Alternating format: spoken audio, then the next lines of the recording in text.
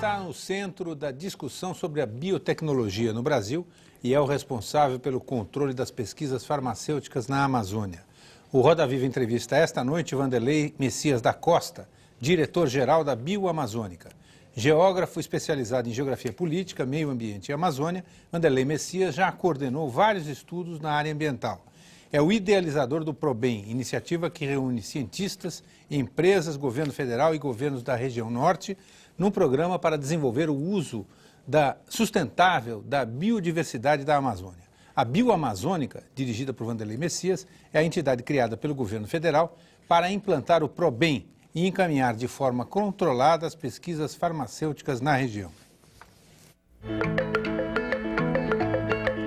Primeiro foi o látex. Da floresta para o mundo, ele deu vida ao ciclo da borracha, uma época de ouro para a Amazônia. Mais tarde foi a vez da madeira, que alimentou um novo e rico mercado. Uma época de preocupação para a Amazônia.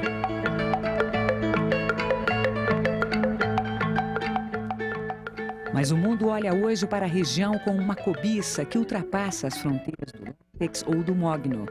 Por baixo do imenso tapete verde do norte brasileiro, há um universo de folhas, frutos, raízes, sementes e uma infinidade de seres vivos que excitam cada vez mais a curiosidade científica e também a busca de novos negócios na área da biotecnologia.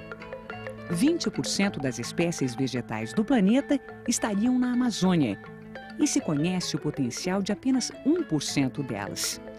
Parte desse conhecimento foi passado por índios e caboclos. Os remédios naturais, popularizados em feiras e mercados, já conquistaram 40% das prateleiras das farmácias.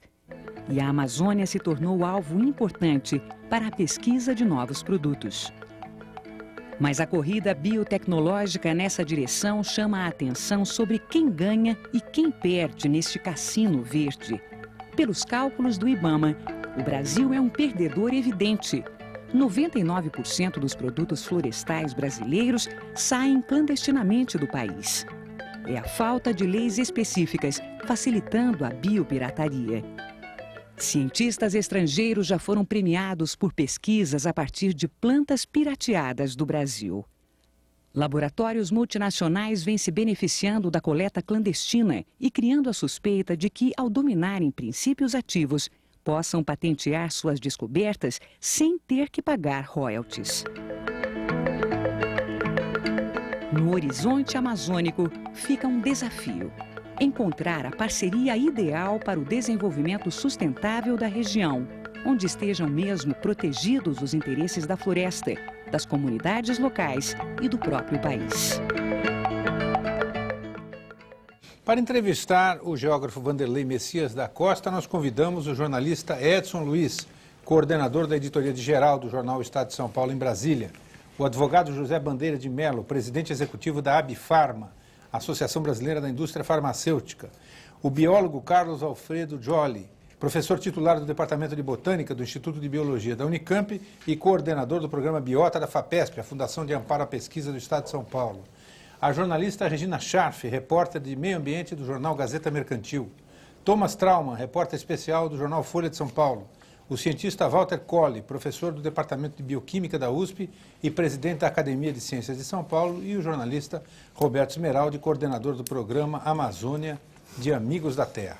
O Roda Viva é transmitido em rede nacional para todos os estados brasileiros e também para Brasília. Para você participar do programa, o nosso telefone é o 0, código da operadora, e o 11 aqui de São Paulo, 252-6525. O nosso fax também de São Paulo é 3874-3454. E o endereço do programa na internet, rodaviva@tvcultura.com.br.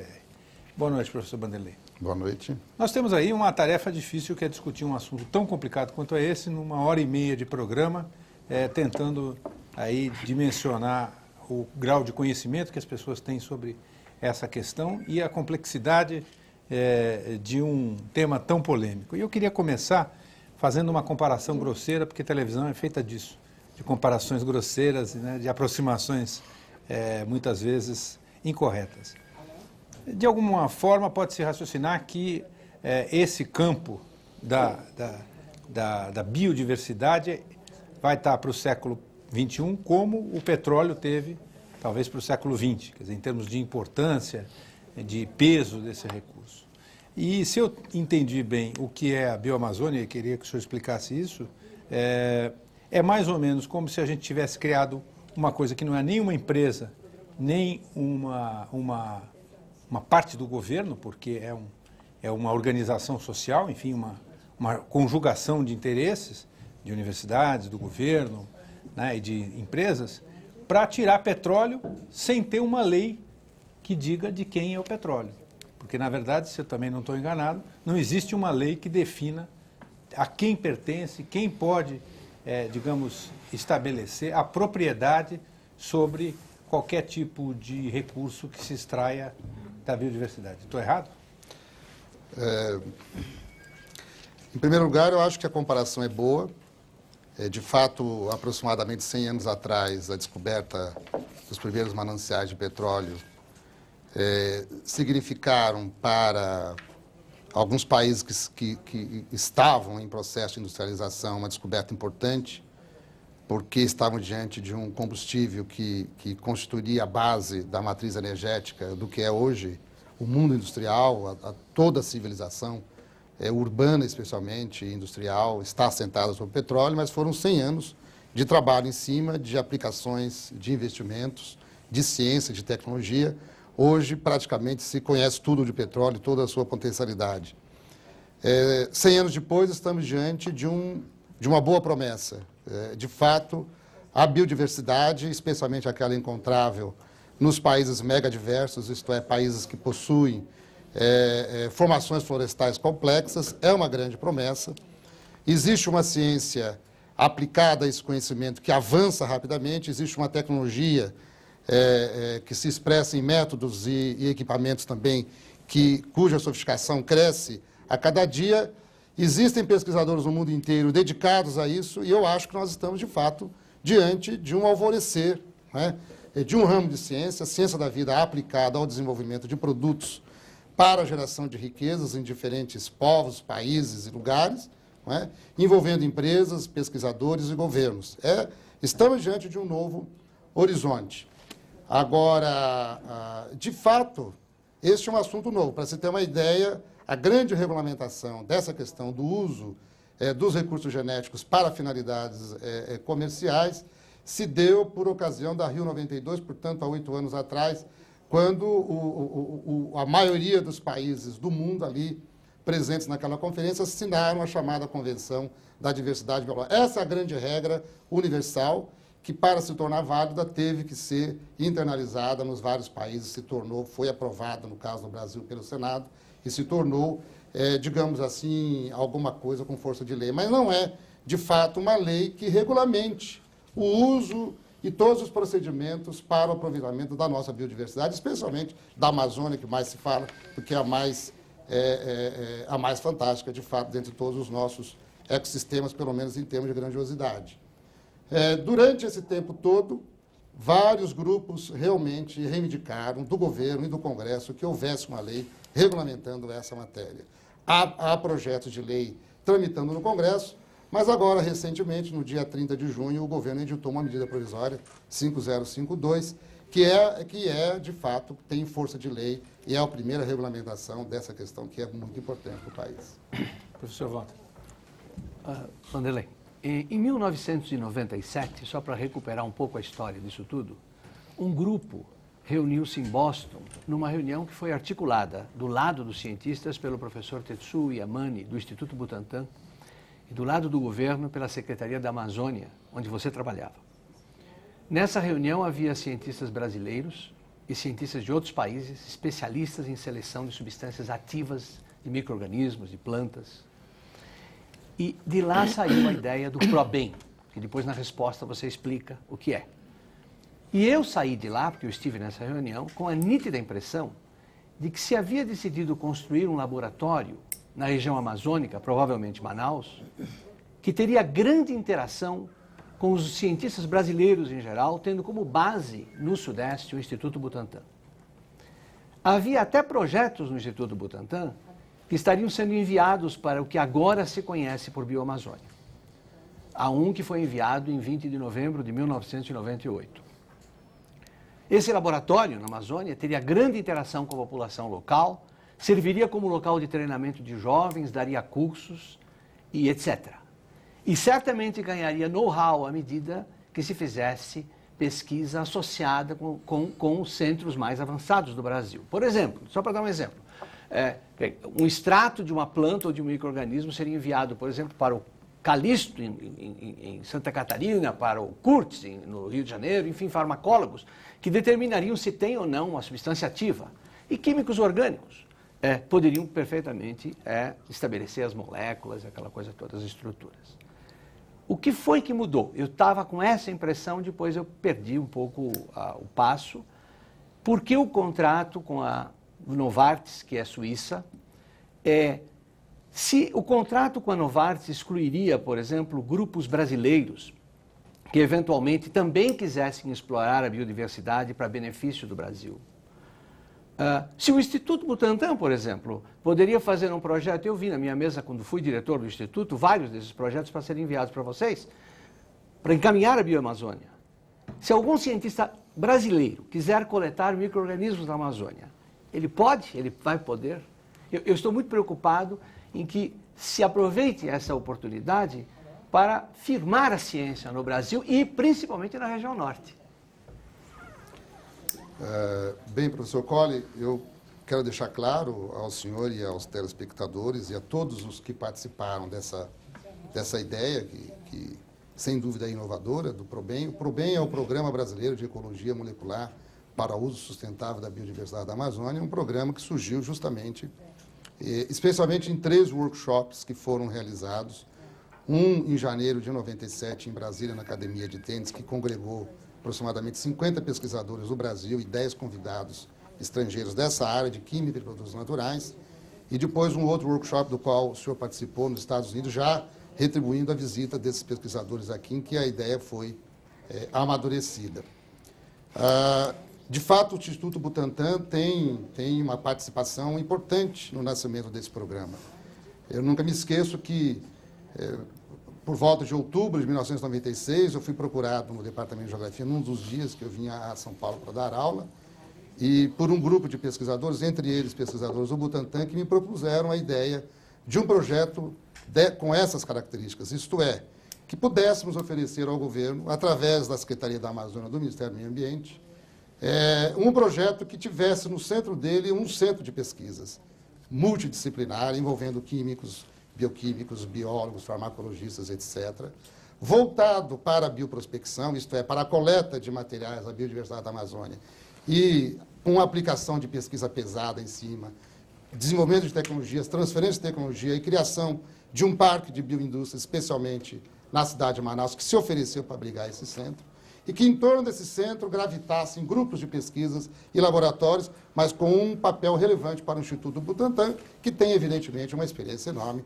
especialmente nessa área de biotecnologia voltada para a produção de vacinas. Eu quero lhe dizer, e a todos aqueles que participaram dessa ideia, que é interessante, continua sendo interessante, que aquele ideal permanece. O Centro de Biotecnologia está em construção, deverá estar concluído no ano que vem. Temos identificado 55 grupos de pesquisas no país em condições de receber extratos vegetais, de micro-organismos e toxinas animais para desenvolver os seus projetos, só que tem um problema aí no meio. Não é? Fazer girar essa roda do centro no meio, mais 55 grupos de pesquisas, sem ter um fluxo permanente de recursos que sustente a pesquisa básica, o desenvolvimento de tecnologias, o desenvolvimento de produtos, é muito difícil. Por isso foi criada a Bioamazônia, para fazer parcerias com o setor privado, captar dinheiro no setor privado também, além de recursos do Tesouro, e poder mover essa enorme dessa roda. Minha resposta à sua questão quanto ao Butantan. A Bioamazônia está aberta a receber, sim, projetos do Instituto Butantan, e, inclusive, estudar a possibilidade de acoplar esse projeto do Butantan a esse projeto maior, ora objeto do convênio com a Novartis. Professor Vanderlei, talvez se fosse conveniente, antes de passar para os outros colegas aqui, explicar para o público o que é esse acordo com a Novartis, porque nós estamos falando como se todo mundo soubesse dele, e, na verdade, as pessoas não sabem. Então, o que é exatamente e em que pé está isso? Bem, Se explicasse também, Paulo, o que é a Novartis? Isso, exatamente, lógico.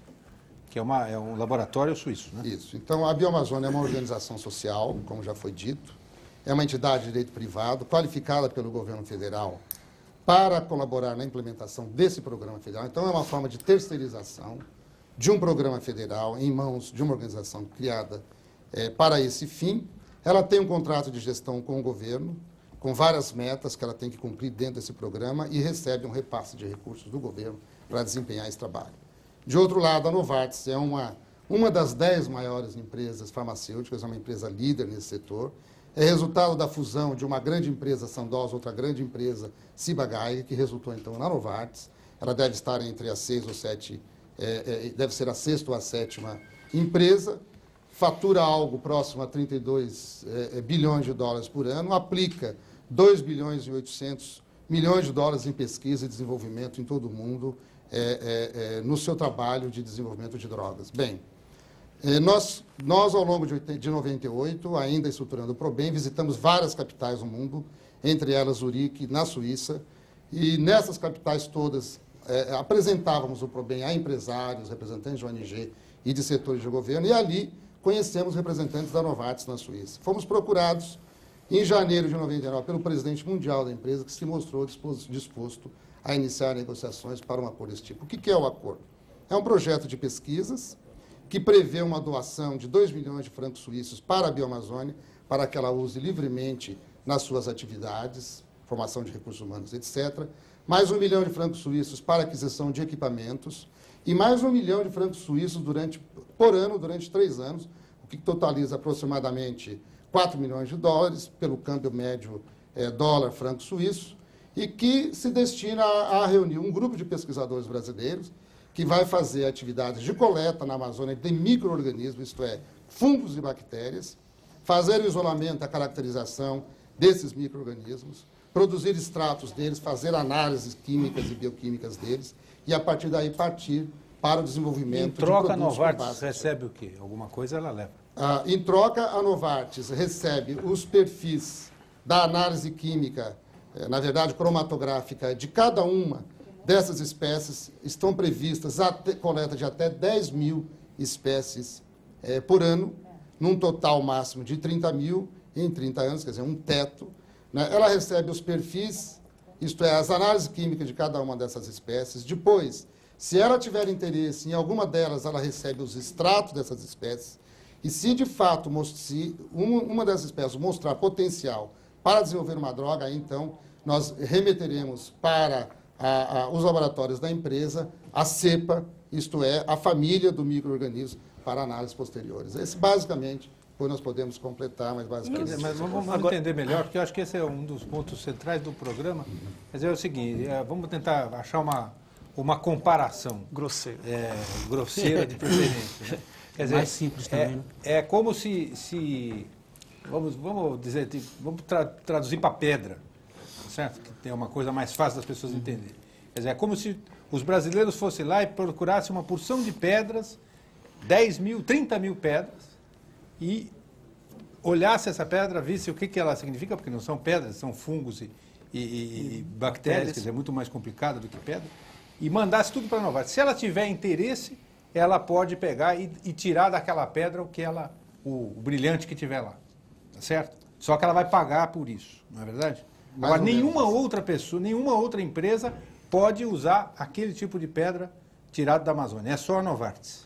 Não é bem isso. Não é isso? Não é bem isso. Na verdade, o interesse da empresa, não é poder fazer a bioprospecção, isto é, a procura de algum produto que tenha potencial para desenvolvimento de algum produto, com base nessa seleção de 10 mil espécies de fungos e bactérias.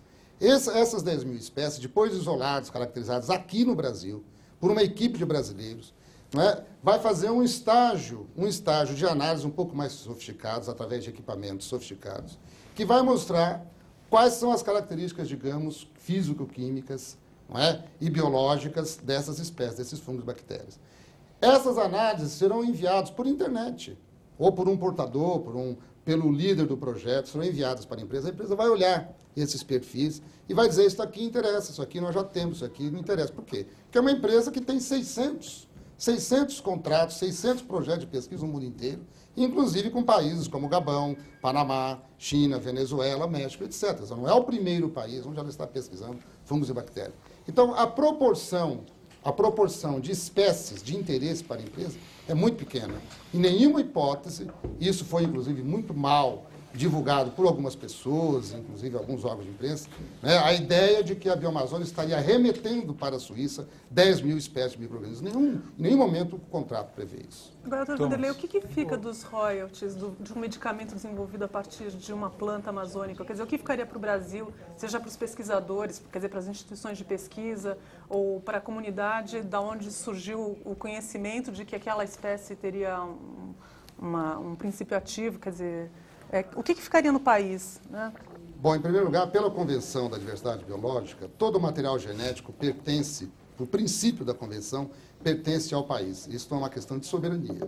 Quer dizer, nenhum país abre mão da propriedade, do direito, né, de manter, sob qualquer hipótese, a propriedade sobre seres vivos. Então, todos os fungos, todas as cepas de fungos e bactérias pertencem, não é, ao povo brasileiro, digamos, à nação brasileira. Agora a lei está tipificando isso, né, tentando fazer, através, inclusive, de emenda constitucional, com que isso pertença à União, não só à nação de modo vago, mas à União.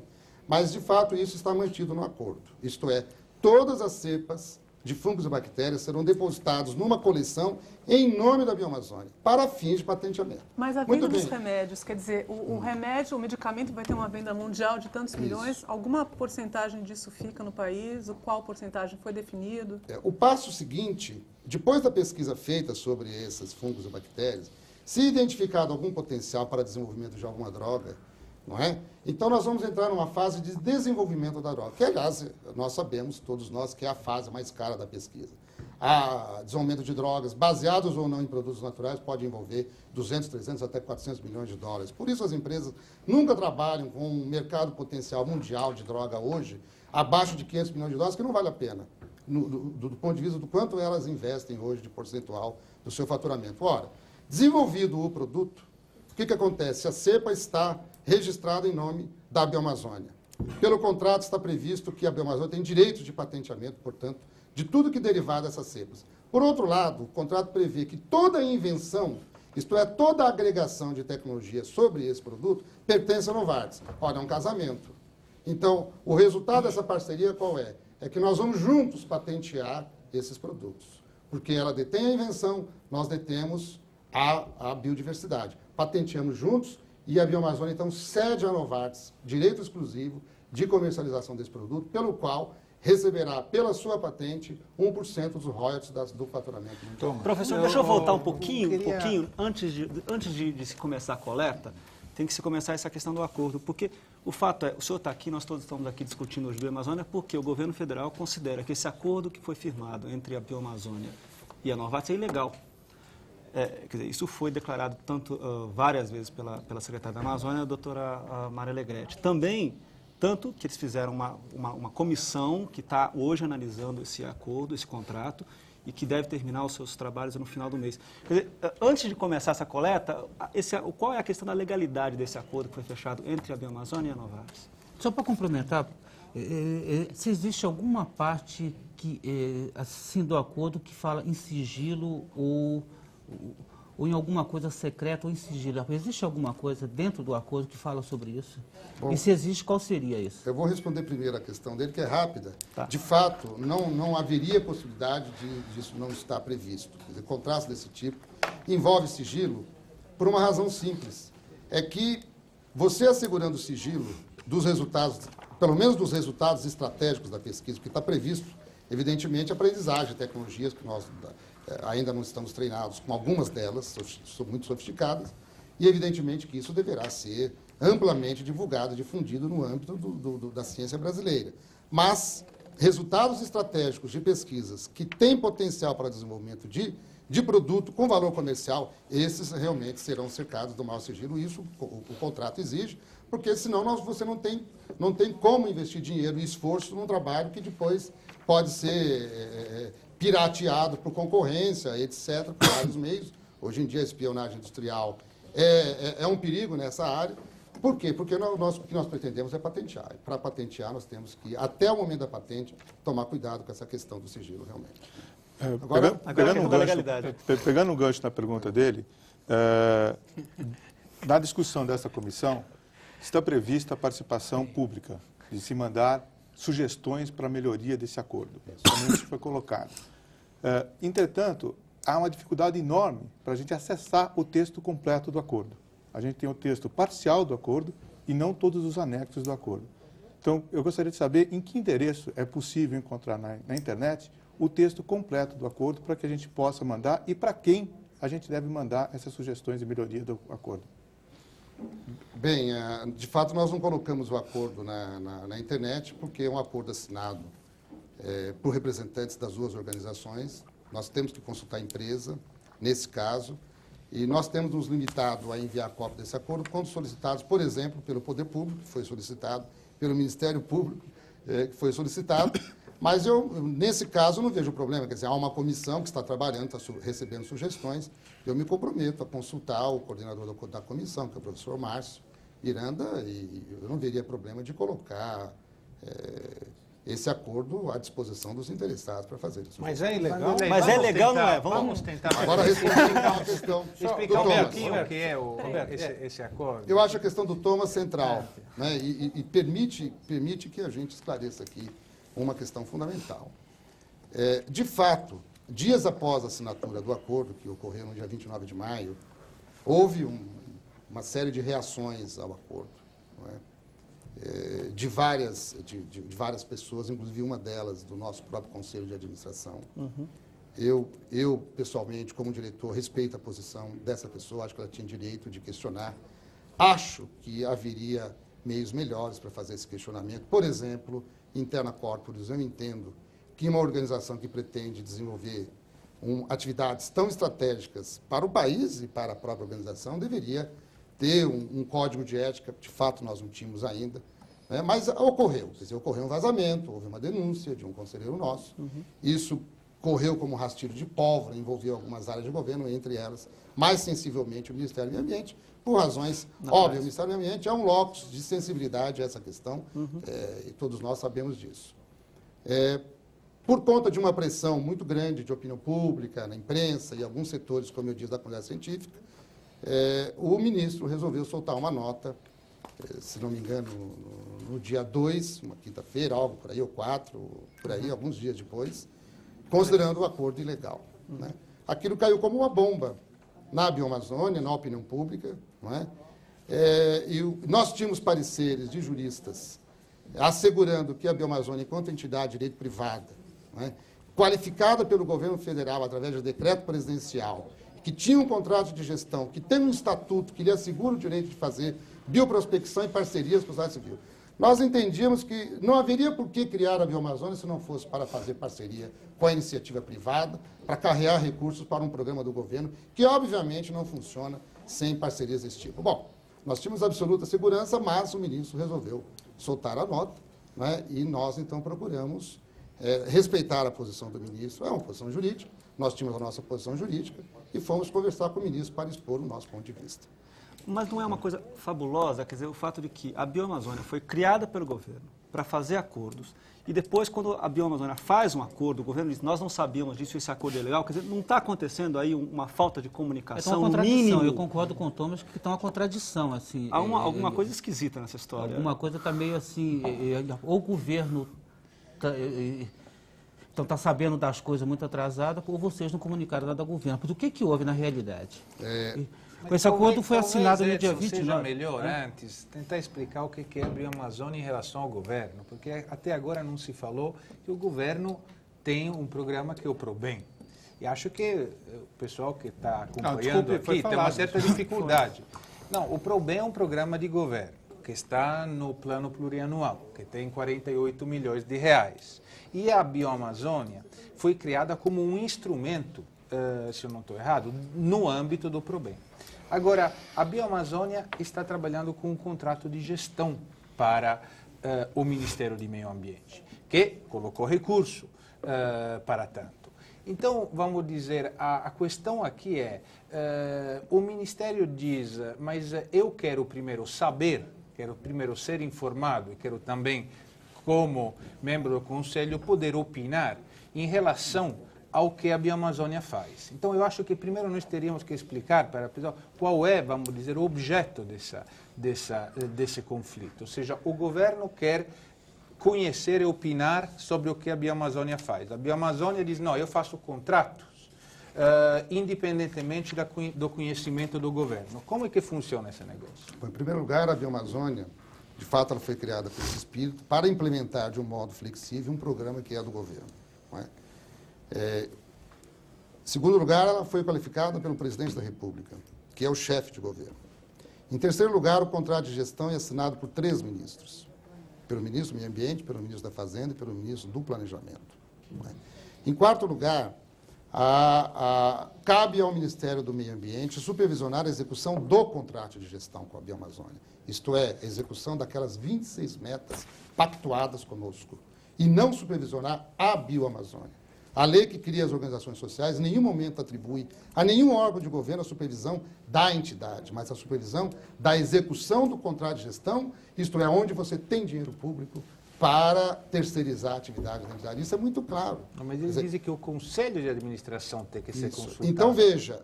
Para realizar contratos. Exatamente. Porque então, contratos a legalidade obrigações entre as partes. Exatamente. A legalidade ou não do acordo, ela está restrita apenas a 2 avaliações. Primeiro, se ele foi feito de acordo com as leis vigentes no país.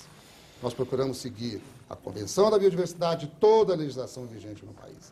Em segundo lugar, a legalidade do acordo ou a sua moralidade, digamos assim, não é? A sua justeza depende se ele fere interesses, mesmo que não legalmente previstos, mas interesses, digamos, envolvendo soberania nacional, coisas do gênero, coisa que nós procuramos seguir à risca, conforme eu já disse. Em terceiro lugar, a legalidade ou a moralidade do acordo depende de como foi feito o ritual de negociação desse acordo e a sua assinatura.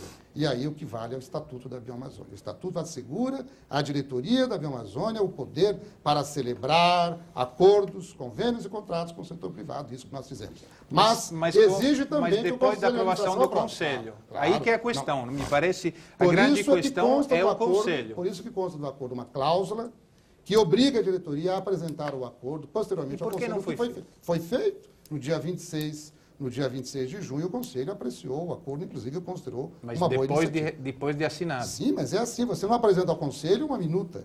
Você apresenta ao Conselho um acordo que só passa a ter legalidade, efetividade, após a aprovação do Conselho. É assim que funciona. Ieda Novaes Ilha pergunta o seguinte: de acordo com o que tenho conhecimento, o projeto de lei para a regulamentação ao acesso a recursos genéticos foi proposto pelo projeto de lei do Senado número 3065, de 1995, e até hoje, 5 anos depois, a lei ainda não existe, existe a medida provisória. Por que tanta demora se o interesse é do próprio país? Tem gente do governo se beneficiando da falta desta lei? Não creio. Houve uma audiência pública logo após a assinatura desse acordo, convocada pela Comissão da Amazônia e Desenvolvimento Regional, e que eu fui convidado, eu, a doutora Maria Alegrete, o presidente da Novartis no Brasil e o professor Espartaco, para um depoimento e explicar as dúvidas a respeito desse acordo. E ali, então, foi muito questionada essa questão. Como que a Bioamazônia fez esse acordo se não tem a lei? Bom, há muitos outros acordos. Aliás, houve uma boa matéria num jornal de circulação nacional uma semana depois, mostrando que o acordo da Bioamazônia com a Novartis não era o único do gênero, havia muitos outros, inclusive envolvendo órgãos do próprio governo. E ali eu mesmo, num certo momento, apesar de estar ali como depoente, eu fiz uma pergunta aos deputados. Por que os projetos de lei não seguiram um ritmo de urgência dentro das 2 casas, porque não havia só um projeto de lei, havia o da senadora Marina Silva no Senado, o do Executivo na Câmara, de um outro deputado na Câmara, enfim, 4, 5 projetos tramitando. Por quê? O que eles próprios responderam? Não havia e não há ainda hoje grande consenso, nem mesmo dentro do governo federal, a respeito de alguns aspectos, não apenas operacionais, importantes dessa questão. Como não havia e não há consenso dentro do Congresso Nacional, e no interior da comunidade científica dos militantes da área de meio ambiente. Isso é uma matéria muito nova no país e no mundo, envolve muitas dúvidas, envolve muitos interesses e muito desconhecimento. Essa é a razão pela qual essa lei não foi aprovada. Agora, eu não sei se motivado ou não por essa celeuma, essa polêmica toda em torno do nosso acordo, mas, de fato, o governo resolveu colocar um ponto final nessa história e baixar uma medida provisória, que eu, particularmente, considero um excelente documento. Óbvio que precisaria ser aperfeiçoado. Ele está à disposição do Congresso para ser discutido, mas temos, de fato, agora uma norma que regulamente minimamente essa questão. Professor, eu queria trazer a questão um pouco para o lado mais prático. E quero lembrar que o Brasil perdeu o primeiro bonde da história na síntese química no que diz respeito à produção de medicamentos no Brasil. E perdeu não porque as empresas estrangeiras fossem mais poderosas ou porque a indústria farmacêutica foi desnacionalizada. Perdeu porque o Brasil não tinha uma indústria química à altura, não tinha ainda uma massa crítica logo após a Segunda Grande Guerra, quando surgiu a quimioterapia experimental. E devemos lembrar que na Europa a BASF existia antes da Segunda Guerra, a Hearst existia antes da Segunda Guerra, a Bayer existia antes da Segunda Guerra, nos Estados Unidos a Monsanto já existia, a Dow Chemical já existia, a DuPont já existia, e nós não tínhamos nada. Então, na verdade, nós perdemos a síntese química, ficamos defasados porque o arsenal terapêutico farmacêutico até a Segunda Grande Guerra era igual na Europa, nos Estados Unidos como no Brasil. Se usava ungüentos, extratos, formulações químicas rudimentares, mas era praticamente igual. E a defasagem nossa se iniciou realmente com a síntese química. Nós estamos agora no limiar de uma mudança do patamar tecnológico, pelo menos na indústria farmacêutica, certamente na indústria de alimentos e indústria de cosméticos. Estamos saindo, ou pelo menos estamos no final da era da síntese química para entrar na era da biotecnologia e da fitoterapia. Né?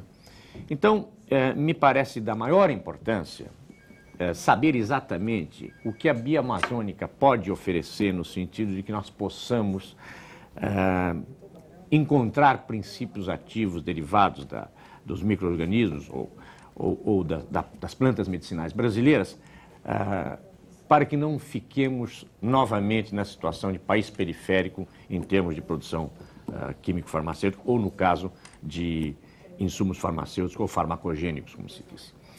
A Bioamazônica teria condições de parcerias com empresas nacionais ou imaginou algum modelo tripartite, por exemplo, onde se teria participação da empresa nacional, da empresa multinacional e da própria Bioamazônica? Pergunto isso porque nós sabemos que o medicamento não é uma commodity. Quer dizer, quando ele precisa ser comercializado, quem decide se o medicamento vai ser vendido ou não, portanto, se ele vai ter uma grande aceitação no mercado, é o médico. E quem não tem atuação internacional não conseguirá, evidentemente, fazer com que esse produto seja aceito internacionalmente, porque não tem atuação internacional. Nós não temos nenhuma farmacêutica brasileira multinacional atuando em outros mercados que não exclusivamente no mercado brasileiro. Então, evidentemente que não se pode excluir a empresa multinacional quando se quer internacionalizar um produto, quando se quer a comercialização a nível mundial desse produto. Mas, por outro lado, há que se considerar também a empresa brasileira. Não se pode esquecer a empresa brasileira, que possivelmente poderia ficar, então, com o mercado interno, numa parceria com a multinacional e a Bioamazônica. Existem condições hoje da Bioamazônica oferecer, ou já estudou a possibilidade de um tipo de parceria que pudesse explorar esses aspectos? Sem dúvida, eu acho que a sua colocação é boa. Eu registraria o seguinte, eu acho que de 5 anos para cá, o Brasil se equipou com 3 iniciativas fundamentais para dar a partida e tentar recuperar, em parte, esse terreno perdido ao qual o senhor se referiu. Em primeiro lugar, uma lei de patentes, em todas as viagens internacionais que fizemos até agora, falando do PROBEM, em todos os países a nossa lei é considerada uma lei avançada. Há uma controvérsia em relação àquele aspecto, se pode ou não patentear seres vivos, genes, etc. Eu acho que essa é uma discussão que ainda vai rolar algum tempo, mas, de modo geral, é uma lei avançada e de acordo, digamos, com a boa prática internacional. Em segundo lugar, faltava uma iniciativa que juntasse esforços de governo, do empresariado e da comunidade científica em torno de um programa integrado. Eu acho que o PROBEM é esse programa. Em terceiro lugar, faltava uma regra mínima que regulamentasse o acesso e o uso e a repartição de benefícios envolvendo a biodiversidade. Bom, não falta mais nada, né? Agora, eu acho que... Falta o empresário nacional se interessar agora. Eu acho que falta um mecanismo que possibilite a pequena, média e mesmo a grande empresa nacional participar de uma corrida que, como eu disse, envolve, muitas vezes, 10, 15, 20% do faturamento global de uma multinacional. Quer dizer, uma multinacional que fatura, uma delas, eu estava vendo, que fatura 30 bilhões de dólares por ano. Ora, 10% disso são 3 bilhões de dólares. É praticamente o que o Brasil despende anualmente em pesquisa e em ciência e tecnologia para o país todo. É muito dinheiro. Então, eu acho que isso só pode funcionar num esquema financeiro por trás. Então, eu tenho a impressão que a criação de um fundo financeiro, não é? Que viva de pedágios, de bioprospecção, isto é, de taxas de overhead cobrados, de acesso à biodiversidade, de royalties cobrados em contratos como esse, de doações, de cotas de investimento, de investidores privados, institucionais, pessoas físicas, etc., né? Que possibilite crescer esse bolo e, a partir daí, dar uma sustentabilidade. Isso permitiria criar um consórcio do qual pudesse participar micros, pequenos, médios e grandes empresários nacionais e compartilhassem desse esforço conjunto. Há uma fase da nossa pesquisa que pode já, imediatamente, ser compartilhada com os empresários nacionais. É a fase do inventário, é a fase da coleta, da produção de extrato, da distribuição de extrato. A fase seguinte, que envolve desenvolvimento de droga, essa realmente, sem parceria com grande empresa internacional, é muito difícil. Carlos Alfredo. Bom, eu vou mudar um pouco a temática. O professor Colli estava, acho que, querendo perguntar alguma coisa nessa linha, mas tudo bem. O que eu queria levantar é a seguinte questão. A medida provisória que regula o acesso a recursos genéticos, no seu artigo 14, ela ignora um direito que era um direito assegurado pela Convenção da Diversidade Biológica. Ela ignora o direito das comunidades indígenas e comunidades locais para a decisão sobre o uso de seus conhecimentos tradicionais associados ao patrimônio genético. Porque diz o artigo 14, e eu leio, em casos de relevante interesse público, assim caracterizado pela autoridade competente, o ingresso em terra indígena, área pública ou privada para acesso a recursos genéticos dispensará a prévia anuência das comunidades indígenas e locais. Gostaria de saber qual a sua opinião sobre essa arbitrariedade e gostaria de saber também por que o acordo de cooperação técnica com a Novartis não menciona o direito das comunidades tradicionais e indígenas, tanto no que diz respeito ao acesso a esse conhecimento, como na garantia do retorno do percentual de exploração econômica desse conhecimento. Eu tenho registrado realmente, através de manifestação de vários segmentos envolvidos nessa questão, uma certa preocupação com especificamente com esse artigo, não é? E nós temos tentado ouvir os vários lados dessa questão e pessoas, inclusive, que participaram da formulação, da redação dessa lei, têm me explicado que muitas dessas questões terão realmente que passar por uma regulamentação através de um decreto. De fato, em muitos aspectos operacionais, a lei propositalmente é vaga, quer dizer, depende de um decreto, quer dizer, a composição desse conselho interministerial que vai definir essas regras, a caracterização da instituição nacional de pesquisa em desenvolvimento, as condições para que os direitos das populações tradicionais sejam atendidos, porque há muita dúvida sobre isso, não é? Quem é o interlocutor, quem é a terceira parte? Vamos supor que haja 3 partes num contrato de bioprospecção. A União, através de um órgão que recebe uma delegação para isso, ou esse próprio conselho, a empresa interessada, no caso, a Bioamazônia, que leva junto um contrato com uma empresa, por exemplo, e a terceira parte, que é a população tradicional. Quem é a população tradicional? Há uma discussão. Quer dizer, se é a comunidade indígena, é a FUNAI, ou é a COIAB, ou é uma entidade que representa aquela comunidade específica, ou uma entidade que representa todas as comunidades. Quer dizer, isto realmente está em discussão. Agora, eu tenho absoluta certeza de que o espírito da lei é de respeitar os direitos das populações e do conhecimento tradicional associado. Como isso vai ser feito, se vai ser feita uma alteração nesse artigo, ou se isso vai ser operacionalizado através de decreto, eu não posso lhe assegurar, mas eu tenho certeza de que isso vai ser contemplado. No caso do nosso acordo, eu poderia dar uma resposta técnica e uma resposta não técnica. que eu prefiro a segunda, mas eu vou falar da primeira. A resposta técnica é o seguinte: não está ainda cientificamente comprovado como é que é possível retribuir benefícios a conhecimento tradicional associado sobre bioprospecção envolvendo micro-organismos. Não é? Evidente que isso pode ser matéria de controvérsia. O senhor é um especialista nessa matéria, poderá esclarecer esse ponto, mas eu não tenho dúvida de que dificilmente uma planta medicinal da Amazônia, se pesquisada, não tem nenhuma dúvida de que não há nenhuma delas que não envolva alguma forma de conhecimento tradicional. Mas eu tenho dúvida, no caso de fungos e bactérias, se isso é válido. Apesar disso, quero registrar que uma das cláusulas do acordo deixa claro o seguinte: este acordo poderá ser modificado para atender a qualquer legislação que venha regular a matéria objeto do acordo, justamente porque prevíamos que poderia vir, em seguida, na vigência do acordo, uma lei como essa que veio. Eu entendo que a comunidade tradicional não vai conhecer o micro-organismo, mas no momento em que ele faz uma infusão de uma raiz qualquer e atribui àquela infusão o poder de cura de alguma doença, pode muito bem ser a substância produzida pelo micro-organismo associado à raiz e não a raiz propriamente dita. Portanto, ele está usando diretamente o micro-organismo. Então, há um conhecimento tradicional associado. Por isso que eu prefiro a minha segunda resposta e não a primeira, que eu disse que era técnica, mas apenas para registrar de que há... Eu vou continuar a fazer a pergunta, isso baseado nas populações tradicionais. Uma coisa que se faz hoje em dia na Amazônia, que já virou uma coisa que é pitoresca, isso vem desde a década de 70, já veio antes da época dos barracões, aquela coisa toda. Hoje se pega as coisas da Amazônia, por exemplo, um caboclo da Amazônia ou até um índio pega uma tora de madeira de mogno, por exemplo, que chega a ser $800 o metro cúbico do mogno, e troco de 1 quilo de sal ou uma lata de leite ninho para os filhos. E o que se vê aqui é que esse acordo, e eu quero até que o senhor me explique, o senhor até falou, não, que esse acordo não previu isso, não previu aquilo.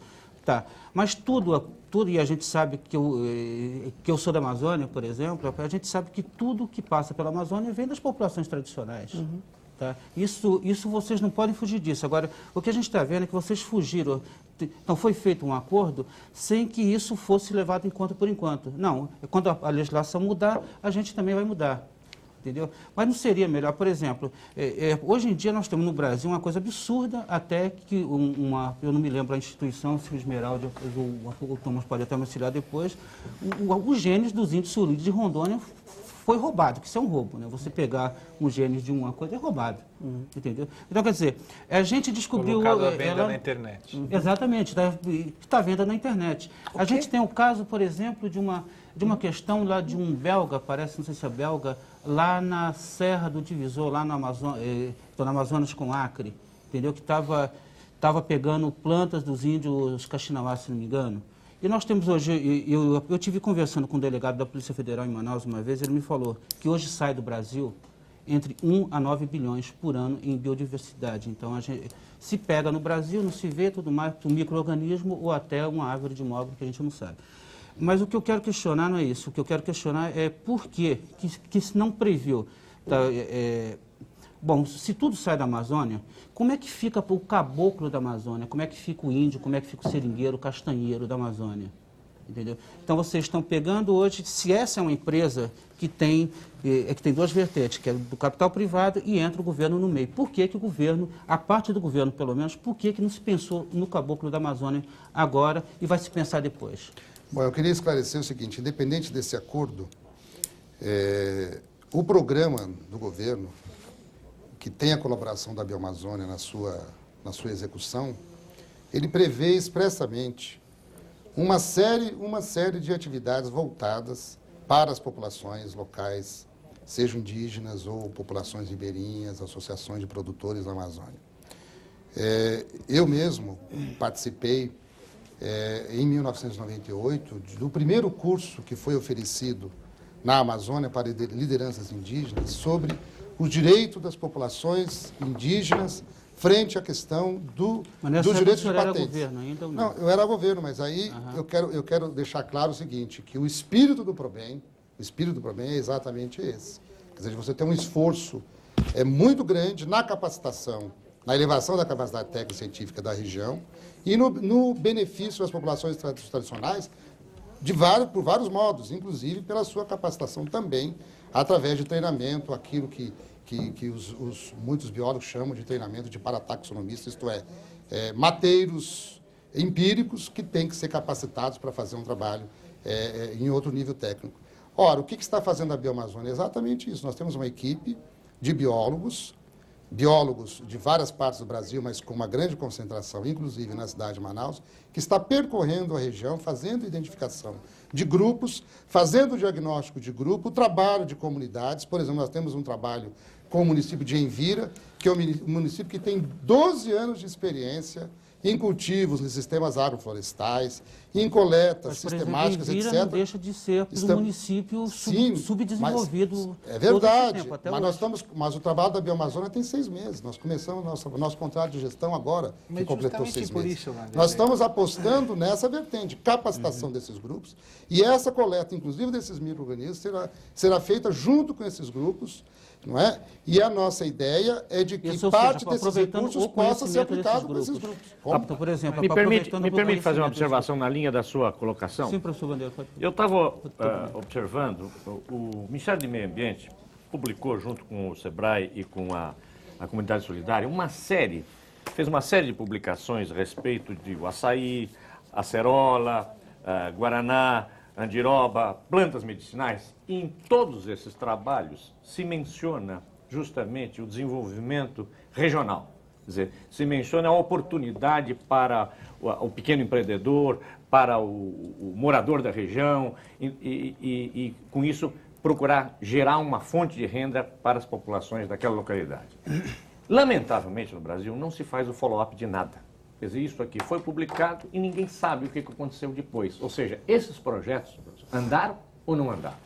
Quer dizer, aconteceu alguma coisa como resultado de tudo isso que está aqui, todas essas publicações, cujo objetivo, me parece, estavam na linha da preocupação do jornalista Edson. Não é? De modo que a gente fica no Brasil, às vezes, estupefato com isso. Quer dizer, se iniciam, se fazem investimentos, se reúnem pessoas, cientistas, economistas, antropólogos, sociólogos, e de repente sai alguma coisa que a gente não sabe se teve continuidade ou não teve continuidade. Não, isso a Puig Beraldi é uma prova disso. Isso aconteceu pouco depois da morte do Chico Mendes. Por exemplo, o Chico Mendes morreu, aí se fez tudo no Brasil. Mas só que 12 anos depois não se tem resultado de nada. Mas a questão, Vanderlei, você foi homem de governo. Nós trabalhamos até juntos para gerar emprego, renda na região. Essa é a prioridade, como eles falaram. Acho que aqui tem um consenso. Bom, então você não acha que na hora de discutir de um acordo que prevê pagamento de royalty, eu não sei se 1% está certo. Tem quem diz 3%, 5% é melhor. Eu não sei, sinceramente, né?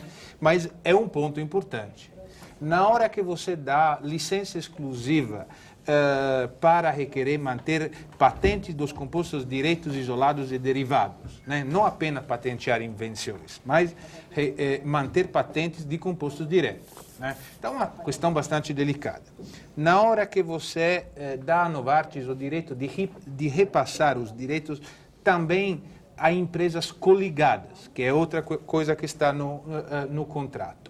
Isso tudo não deveria, de alguma maneira, no interesse da própria Bioamazônia, estou falando, e do PROBEM, que é programa de governo, ser, de alguma maneira, discutido com esses atores, com os atores econômicos locais, com os potenciais beneficiários em termos de população da floresta, com as ONG, com o mundo da ciência, dos especialistas, ou seja, esse fato de fazer tudo um pouco, vamos dizer, no escuro, não acaba se revertendo contra o próprio potencial do acordo e de acordo desse tipo de gerar realmente na região aquela mudança, né, que nós todos estamos desejando?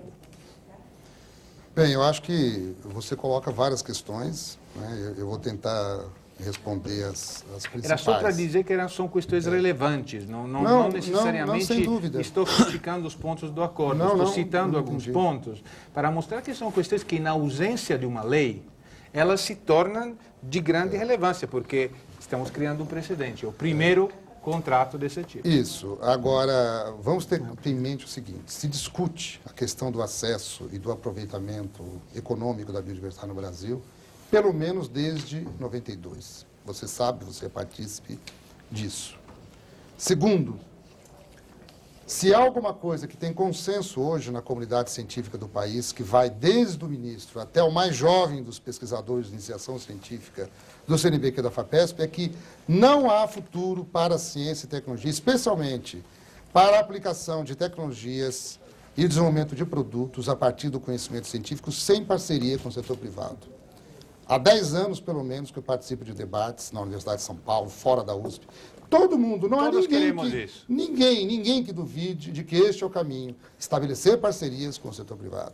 Em terceiro lugar, ninguém até hoje, em todos os seminários no país, fora do país, com populações locais, tradicionais, representantes indígenas, comunidade científica, governadores, prefeitos, deputados, senadores da Amazônia, né? Ninguém é contra que qualquer desenvolvimento científico e tecnológico e qualquer aproveitamento das riquezas da Amazônia deve reverter em benefício da Amazônia. Nós estamos, portanto, diante de 3 grandes consensos nesse país. E eu pergunto, por que as coisas não andam em termos concretos? Isto é, por que as parcerias não acontecem? Por que os empresários não procuraram o governo para fazer parcerias desse tipo até agora? Por que os empresários não fizeram parcerias com as instituições clássicas de pesquisas da Amazônia, com as universidades da Amazônia? Não é uma boa pergunta? Essa pergunta nós nos fizemos nos últimos 3 anos. Quer dizer, ou você cria condições mais do que legais, um ambiente propício a negócios, que envolve riscos, inclusive de errar. Há riscos muito grandes. Mas quero dizer também, mesmo que isso possa provocar riso em pessoas que estão aqui ou fora daqui, que também há riscos para a empresa. Nada assegura que uma empresa invista milhões de dólares em bioprospecção de micro-organismos e que chegue a um produto. Ela pode até chegar ao produto. Chega na fase clínica do produto, esse produto pode fracassar, ou chega no mercado, 3 anos depois de chegar no mercado, dá efeitos colaterais, ela perde todo esse investimento. Então, o risco é dos 2 lados. A Bioamazônia está nesse jogo, é um jogo Mas não de deveria risco. se discutir Agora, com os atores esses o questões mais chave? O programa do governo tem que ser discutido e a Bioamazônia tem que discutir no âmbito da sua rede, coisa que fizemos. A equipe que negociou esse acordo durante o ano é uma equipe multidisciplinar, inclusive com advogados, com pessoas acostumadas a negociar, com pesquisadores da mais alta relevância desse país. Bom, pelo visto, erramos em algumas coisas, tanto é que estamos fazendo pequenos ajustes no acordo. Mas se você não tenta, você não vai adiante. É esse o nosso ponto de vista. Né? Não é possível continuar discutindo indefinidamente as regras e os métodos e não se partir para se fazer alguma coisa na prática. Esse é o nosso ponto de vista. Eu tenho aqui algumas perguntas de telespectadores. 2 deles, Dirceu Danilo de Belo Horizonte, Minas Gerais, e Alexandre Silva de Sobral, no Ceará, querem saber o seguinte: se não é possível fazer nada contra as empresas espalhadas pelo mundo que acabaram levando parte da nossa biotecnologia, da nossa biodiversidade e, através da biotecnologia, transformando em produtos rentáveis. E Viviane Maimone, de São Paulo, capital, pesquisadora do Instituto Butantan, observa o seguinte: o bem-sucedido projeto Genoma da Chileia foi financiado pela FAPESP e executado por uma rede de laboratórios do Estado de São Paulo, envolvendo quase 120 pesquisadores. Se a Bioamazônia foi criada para estimular as pesquisas, por que não criar uma rede de bioprospecção nos mesmos moldes? Bom, quanto à primeira pergunta, de fato é possível, hoje, com as tecnologias mais sofisticadas disponíveis em biologia molecular, é possível você detectar com mais facilidade práticas de biopirataria, desde que você consiga resgatar todo o processo de desenvolvimento da droga. Há um caso, um precedente ocorrido em 97, muito interessante.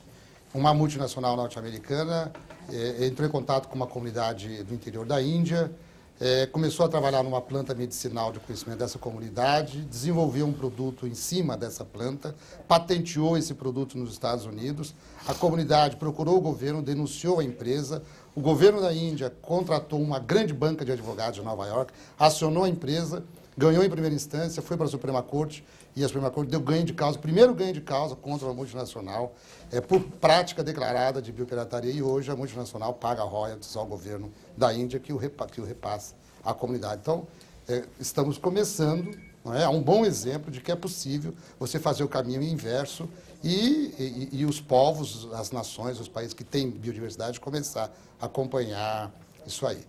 Quanto à rede, a Bioamazônia tem uma rede de bioprospecção. Como eu disse, tem identificado 55 grupos. Essa é uma roda que começa agora a girar. Nós temos um recurso já de R$1 milhão do BASA para financiar pequenos projetos de pesquisa, quer dizer, as coisas começam a acontecer, quer dizer, alguns trabalhos envolvendo alguns extratos de plantas e toxinas animais da Amazônia. Temos um contrato de mais R$1,5 milhão com o BASA, não é? E vamos acionar aí pelo menos uma meia dúzia de grupos que trabalham com micro-organismos, que vão utilizar as cepas coletadas para esse projeto da Novartis. Então, antes mesmo do CBA estar construído, essa roda começa a girar. Essa é a nossa expectativa. Thomas.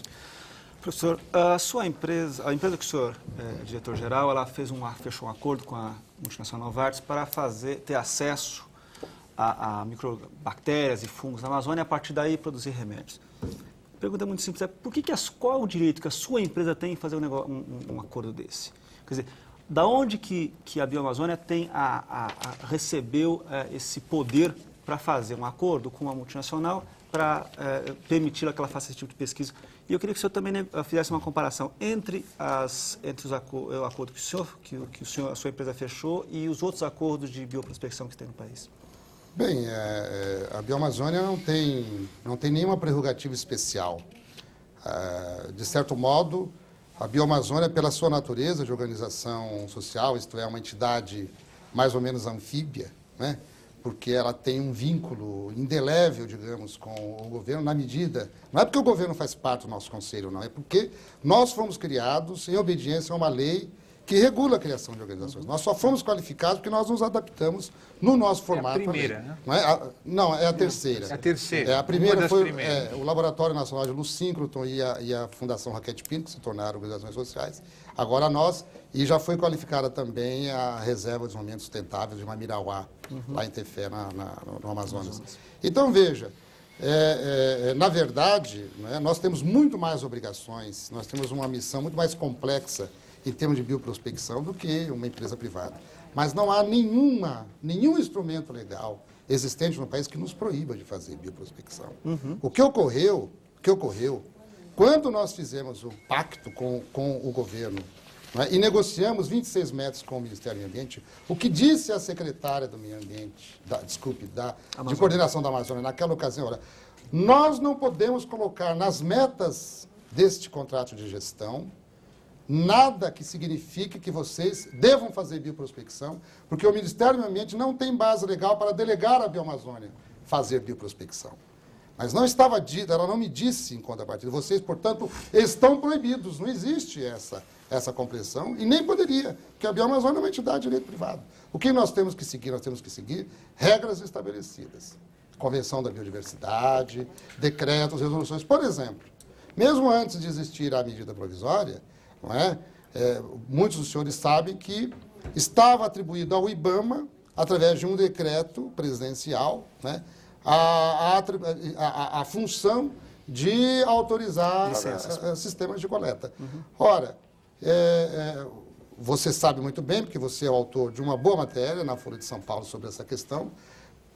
Essa polêmica envolvendo o acordo com a Novartis mostrou o quê? Mostrou que havia vários outros acordos de bioprospecção, envolvendo empresas privadas, envolvendo os grupos de pesquisadores, envolvendo, inclusive, órgãos do próprio governo. Não é? Então, de fato, o direito que a Bioamazônia tinha de fazer um acordo como esse é o mesmo que qualquer empresa, qualquer entidade privada, dentro da lei, poderia fazer. Mas o fato da Bioamazônia receber, esse ano, são 2 milhões de reais, se não me engano, o orçamento que vai passar da União para a Bioamazônia, não significa ter uma responsabilidade maior em responder ao governo do que as outras empresas? Sim. Significa uma obrigação legal, digamos, e contratual de responder pelas 26 metas que lhes são atribuídas pelo governo. Agora, eu quero deixar claro o seguinte, mais uma vez, O PROBEM não foi criado para competir com o CNPq, FAPESP, FINEP, PADCT ou qualquer órgão de fomento. O PROBEM e o CBA não foram, e o CBA não está sendo construído para competir com instituições típicas de pesquisa básica, seja na região ou fora da região, competir com universidades, INPA, Guild, etc.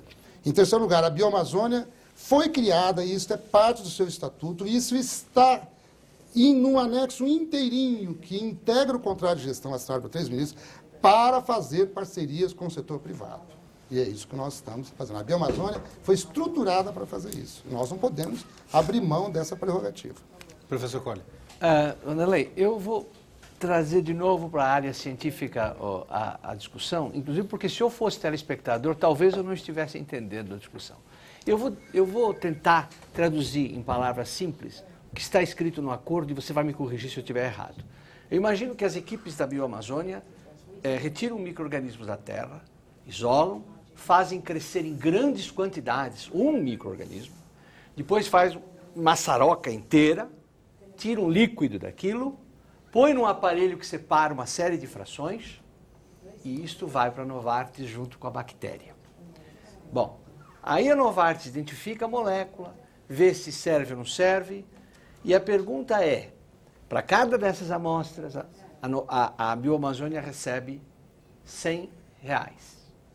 Bom, os críticos desse acordo dizem que R$100 não paga esse trabalho, primeiro. Segundo, que esse tipo de trabalho é de rotina e não desenvolve a ciência na região e mesmo no Brasil. E, pelo prazo de 2 anos, 10.000 bactérias e fungos é muito. Tem gente apostando que não vai dar. Então a pergunta é se vai ter multa se não der 10.000 amostras, ou se aí pega a terra e manda a terra mesmo e pronto, aí eles isolam. Por favor. Bom, a sua sequência está correta, à exceção de um ponto. Após a caracterização, a identificação taxonômica, quer dizer, a classificação e identificação da espécie, não é? E isto vai para o cromatógrafo realmente fazer aqueles perfis, a separação das substâncias, etc. O que vai para a empresa, para futuros desenvolvimentos, não é a bactéria. Vai o perfil. Para os perfis em que eles têm interesse, eles vão solicitar os extratos. Então, depois dos perfis, vão os extratos. Quer dizer, os extratos, onde eles têm extratos, quer dizer, essa substância em meio líquido, etc., que as bactérias produziram, a fraçãozinha, apenas para esse é que eles solicitarão o envio da cepa viva, do micro-organismo vivo. Então, vai ser uma fração muito pequenininha dessas 10.000 que vão seguir. Quer dizer, a Bioamazônia vai saber que eles têm interesse naquela específica. E, portanto, ela pode seguir ela pode cobrar, porque a Novartis poderia dizer, olha, não deu nada. Não, inclusive porque nós vamos fazer a identificação digital dessas cepas, antes delas seguirem. Como é isso? Nós vamos fazer o que eles chamam de, os senhores chamam de fingerprint, quer dizer, a impressão digital através do DNA, dessa bactéria. Nós vamos ter o controle completo desse processo. Professor, Thomas Levinson, que é do Instituto de Biologia da Unicamp, pergunta duas questões que têm tudo a ver com esse ponto. Primeiro, toda pesquisa de bioprospecção na Amazônia vai passar pela Bioamazônia? Para um pesquisador ou instituição trabalhar na Amazônia tem que ter o aval da Bioamazônia? E a segunda pergunta, pelos termos do contrato, a Novartis é a única a ter acesso aos 30.000 perfis de organismos vivos e retém essa informação? Não vai haver publicação científica dos resultados, mesmo pelos quais ela não manifestar interesse? Ao menos a lista de organismos será tornada pública? Não, esse ponto é fundamental, merece ser esclarecido. Todas as cepas, vamos supor que nós consigamos identificar, selecionar 30.000 espécies, não é? Todas essas 30.000 pertencem ao Brasil. Serão depositados numa coleção habilitada para coleções desse tipo, serão caracterizados, identificados, etc., etc., etc., e apenas aquelas que demonstrarem interesse, não é, para uma pesquisa posterior com a empresa, é que terão, evidentemente, uma pesquisa coberta de sigilo. Mas, à medida que nós vamos fazendo essas caracterizações, essas cepas vão sendo depositadas, etc., e a empresa não demonstrar interesse, já de cara todas elas poderão ser distribuídas para a nossa rede de pesquisadores e evidentemente, gerar uma pesquisa. Eu vou até complementando uma resposta ao professor Colli, eu vou deixar claro um ponto. A nossa única instituição especializada em coleção de micro-organismos, segundo padrões internacionais, inclusive da Convenção da Biodiversidade, em 12 anos conseguiu uma coleção completa de fungos e bactérias de 6.000 espécies, quase 6.000 espécies. Se nós conseguirmos que não sejam 10.000, mas sejam 8.000 espécies por ano, em 3 anos, nós chegaremos a 24.000 espécies. Você está falando da Isso significa multiplicar por 4 o inventário de micro-organismos do Brasil em 3 anos. Você está falando da André Tozello. Isso, André da Tozello. Fundação André Tozello. Essa é uma grande conquista. Segundo, nossa equipe vai passar 10 semanas lá e vai ser treinada em High Throughput Screening. Eu pergunto ao senhor e aos que conhecem essa tecnologia. Quem no Brasil domina essa tecnologia? Isto é, High Throughput Screening é um sistema robotizado de alta performance que consegue analisar centenas, dezenas, milhares de amostras de vegetais ou micro-organismos por dia. Posso apenas... Existe um Ultra High Throughput Screening que é capaz de analisar até 300.000 amostras por dia. Eu pergunto, o Brasil já em toda a sua história produziu 300.000 amostras? Não. Posso fazer apenas uma pergunta em Então cima a disso e tecnologia termino? sim transferida para nós. Exato. O Brasil tem cientistas no Sul e no Sudeste que são capazes de fazer muito disto. Inclusive está cheio de pós-doutorandos que voltam do exterior e não têm emprego no Brasil. Por que a Novartis não monta um laboratório no Brasil e contrata essas pessoas para fazer isso? Vocês pensaram nessa possibilidade? Quem disse que a Novartis não poderá fazê-lo?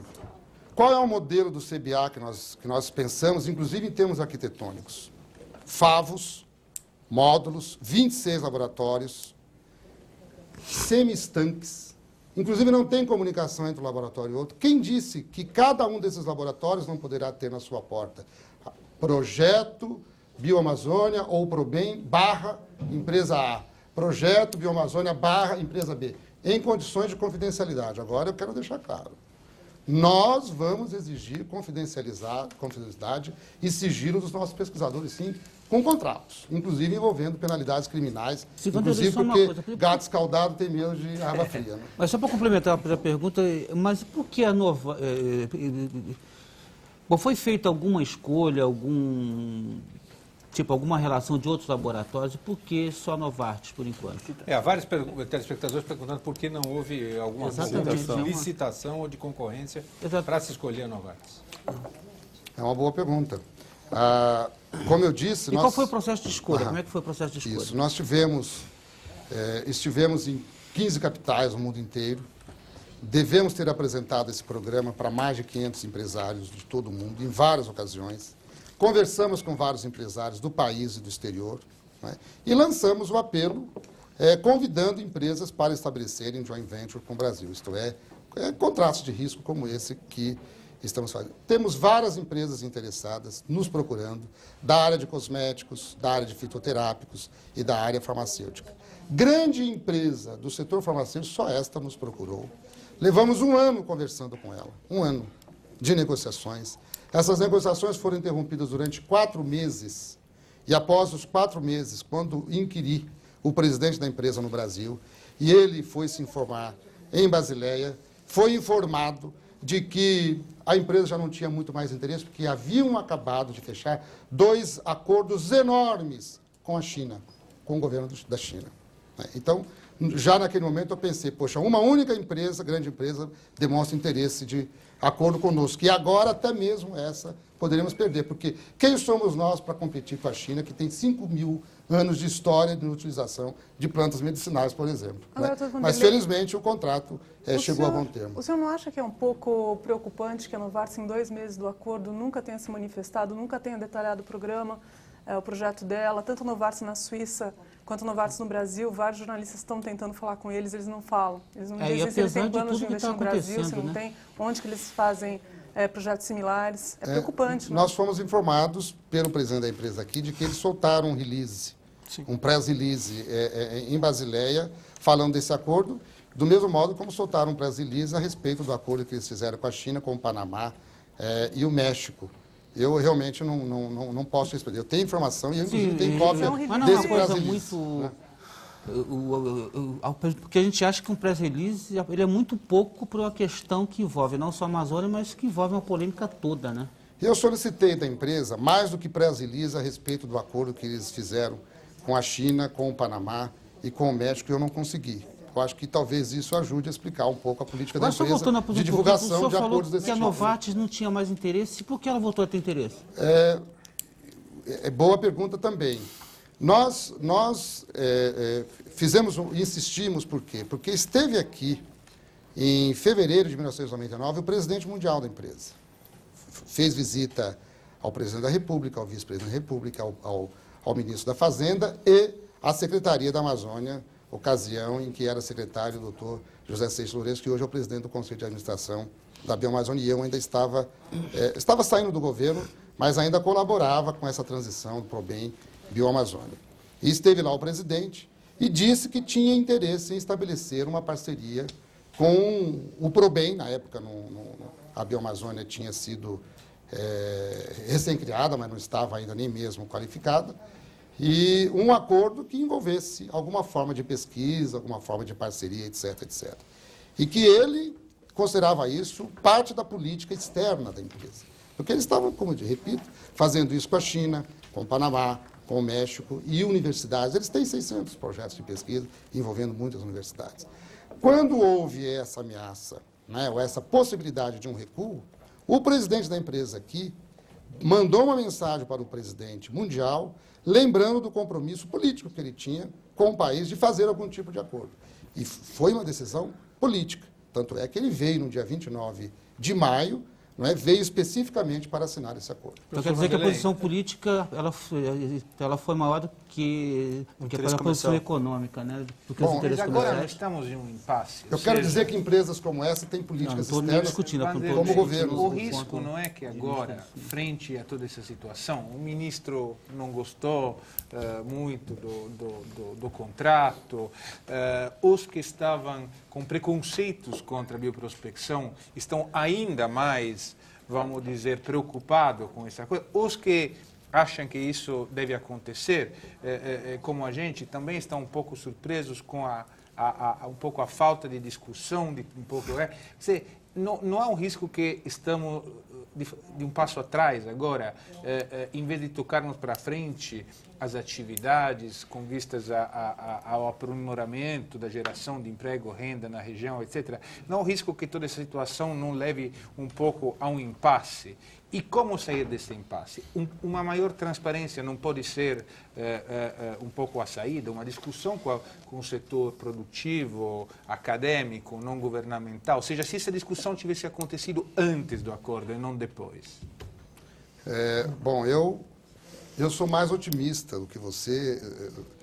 Eu acho que... Eu trabalhei com uma pessoa durante muitos anos que dizia que não há como fazer omelete sem quebrar os ovos, né?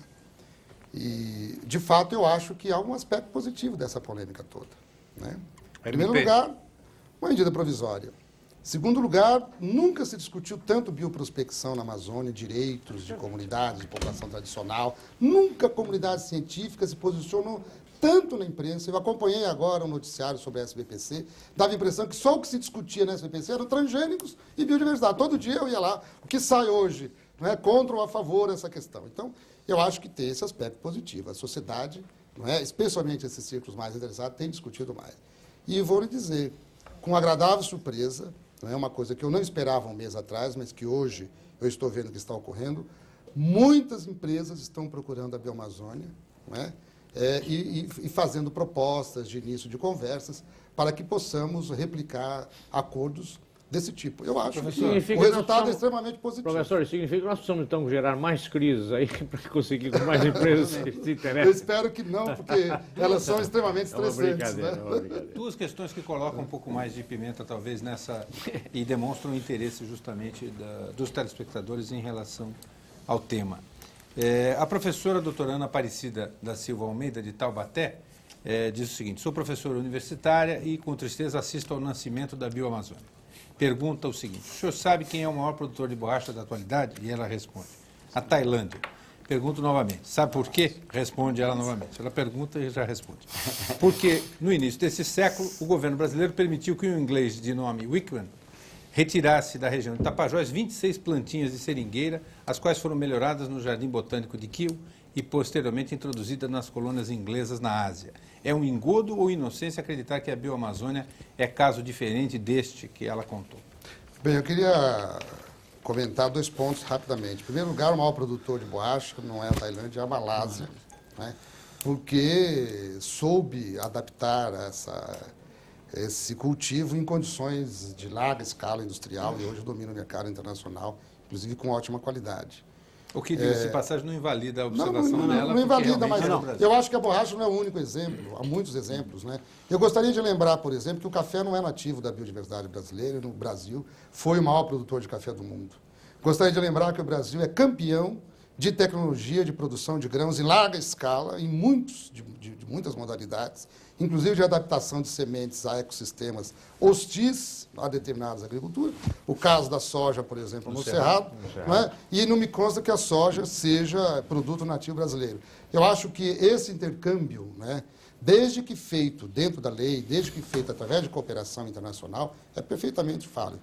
É uma pena que ainda existem casos de biopirataria, mas eu acho que programas como o nosso e organizações como nós estão aí para tentar superar isso. Thomas Shaw faz a seguinte pergunta, ele não diz de onde é, manda a pergunta pela internet, eu peço aos telespectadores que, se puderem, se identifiquem, fica mais fácil. Voltando à analogia com o petróleo, diz ele, podemos facultar a uma empresa a prospecção do nosso subsolo. Se for encontrado petróleo, ele continua no nosso subsolo e o vendemos se quisermos. Quando fornecemos dados, diz ele, da biodiversidade amazônica, estamos lidando não mais como uma commodity, como petróleo, mas com algo muito mais sutil, ainda que a informação. É quase uma inspiração. Se o senhor acha possível que venhamos a ter condições de cobrar royalties da Novartis de algo pouco mensurável como uma inspiração? Eu acho que é impossível um país pretender manter o monopólio da informação genética, né? Por várias razões. Em primeiro lugar, porque a informação genética sai todo dia do Brasil nos sapatos dos nossos turistas que visitam a Amazônia. Quantos milhões de espécies de micro-organismos já saíram do Brasil em toras que são exportadas de modo legal ou ilegal, não é? Quantos frascos, quantas porções do solo com milhares de informações genéticas já saíram? Isso é impossível. Quanto de informação genética os pássaros que migram pelo planeta, nas suas várias escalas de reabastecimento, não é? Transmitem e retransmitem na escala planetária de informação genética? É impossível. O que nós temos que fazer é valorizar a nossa biodiversidade, é isso que a gente pretende, não é? Temos que ser capazes de aproveitar o máximo aqui, mas temos que ser capazes de reconhecer que não podemos fazer tudo. Eu gostaria, como muitos meus colegas cientistas, que nós pudéssemos fazer o ciclo completo aqui. Partir da biodiversidade e chegar à droga numa escala de um mercado global. No momento é preciso ser humilde, nós não temos condição de desenvolver tudo aqui. Uma parte desse processo, certamente, eu acho que temos condição, mas não todo o processo. Professor Vanderlei, muito obrigado pelos seus esclarecimentos, aos nossos entrevistadores também, obrigado. Eu acho que, de alguma forma, o programa, pelo menos, avançou um pouco na discussão desse tema, em que a televisão muitas vezes se coloca à margem. O compromisso do Roda Viva é justamente esse, de botar temas como esse em debate, com todas as dificuldades que a gente tem de administrar, às vezes, os diversos interesses de questões específicas e, ao mesmo tempo, manter a discussão no nível em que as pessoas possam acompanhar. Espero que a gente tenha feito isso aqui. Nós vamos voltar na próxima segunda-feira, sempre às 10h30 da noite. Eu informo que hoje, excepcionalmente, estamos encerrando aqui as transmissões da TV Cultura por motivos operacionais, né? Uma boa noite, portanto, uma boa semana e até a próxima segunda-feira. E amanhã você tem mais TV Cultura. Boa noite e até lá.